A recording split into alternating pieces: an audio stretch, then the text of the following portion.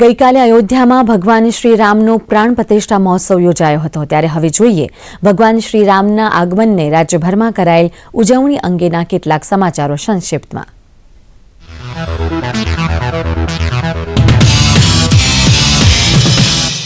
સુરેન્દ્રનગર જિલ્લાના લીંબડી ખાતે અયોધ્યામાં રામ મંદિરની પ્રાણ પ્રતિષ્ઠાને લઈને યોજાઈ ભવ્ય શોભાયાત્રા। 1000થી વધુ બહેનો માથે કળશ લઈ જોડાઈ હતી શોભાયાત્રામાં।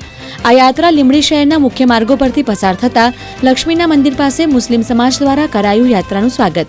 ભવ્ય દિવ્ય અને નવ્ય રામ મંદિરનું નિર્માણ અને એની અંદર મૂર્તિ પ્રતિષ્ઠા મહોત્સવ આજના દિવસે સંપન્ન થયો। લીંબડીની અંદર આજના દિવસે 1000થી વધુ સંખ્યાની અંદર માથે કળશ લઈને બહેનો શોભાયાત્રાની અંદર જોડાઈ। જલાભિષેક કળશ યાત્રા હતી અને રામ પાદુકાનું દર્શનનો કાર્યક્રમ આંતરરાષ્ટ્રીય હિન્દુ પરિષદ અને રાષ્ટ્રીય ભજન દળ દ્વારા ઘોષણા કરવામાં આવી હતી। રામલલ્લાના આગમનને લઈને દીવના લોકોમાં જોવા મળ્યો અનેરો ઉત્સાહ। દીપોત્સવ, રંગોલી અને આતિશબાજીની સાથે અનેક વિસ્તારોમાં કરાયું ભજન સંધ્યાનું આયોજન।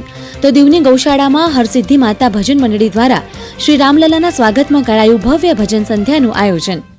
દીવ જિલ્લા ગૌશાળા સમિતિ તેમજ શ્રી હરસિદ્ધિ ભજન મંડળ વતી આજે જે કાંઈ રામના નામના લારા લગાવીને ભજન કીર્તન કર્યા છે તે બદલ અમે આપ સૌનો આભાર વ્યક્ત કરીએ છીએ। ભગવાન શ્રી રામના આગમનને લઈ નડિયાદ શહેરમાં કરાઈ ભવ્ય ઉજવણી। ગણેશ મંદિર SRP ખાતે ભરવાડ સમાજ દ્વારા ભવ્ય રેલીનું કરાયું આયોજન। ધારાસભ્ય પંકજ દેસાઈ દ્વારા પ્રસ્થાન કરાવાયેલ રેલીમાં જોડાયા 3000થી વધુ ભક્તો। ખૂબ સરસ અહીંયા આગળ રામ મંદિરનો માહોલ સર્જાયેલો છે। લોકો જય શ્રી રામના નારા સાથે આ રેલી કાઢી રહ્યા છે અને અહીંયા ભવ્ય રીતે આ રેલી કાઢવા બદલ હું સૌને અભિનંદન આપું છું। અયોધ્યામાં યોજાયો ભગવાન શ્રી રામનો પ્રાણ પ્રતિષ્ઠા મહોત્સવ। અમદાવાદના શીલજ ખાતે આવેલ આશ્રય અતુલ્યમ સોસાયટીમાં કરાઈ ભવ્ય ઉજવણી। સોસાયટીના રહીશોએ ફૂલોની રંગોળી દોરી, દીપ પ્રગટાવી ઉતારી ભગવાન શ્રી રામની આરતી।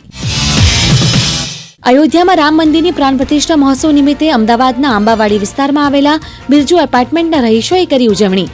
દીપ પ્રગટાવી રામ, સીતા, લક્ષ્મણ, હનુમાનજીના ગેટઅપમાં બાળકોએ લીધો ભાગ। સોસાયટીનું વાતાવરણ બન્યું ભક્તિમય। 500 વર્ષના સંઘર્ષ પછી આપણે આ દિવાળીનો માહોલ જેવો ને માન્ય નરેન્દ્રભાઈને એક આહવાનથી દરેક પ્રજાજનો આજે હું બિરજુમાં આવી છું।